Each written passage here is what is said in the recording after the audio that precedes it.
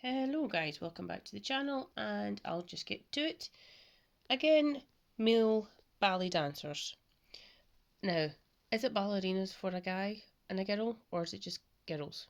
Let me know what it is because I never know.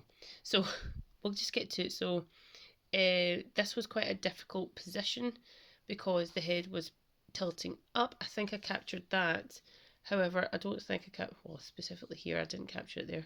So yeah, that was quite a difficult position to actually get down on paper. I feel like the first one was far better or in proportion than the second one. Usually it's the second one for me, but sometimes this happened where it's actually the first one.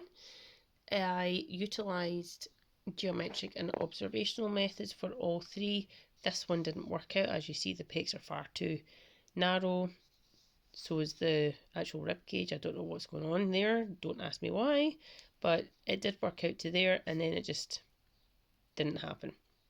So everything's a learning experience.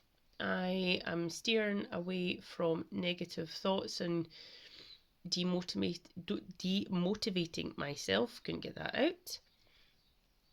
I am trying to be more pragmatic instead of being emotionally attached to things. So hence why you see a lot of these videos. I am trying to learn very quickly and also try and keep myself accountable so that I do learn very quickly and effectively. Let me know if you are utilising geometric, observational, Loomis, the good speed learning methods that I use. That would be awesome if you did, and also what you use and also how you're getting on. That'd be great.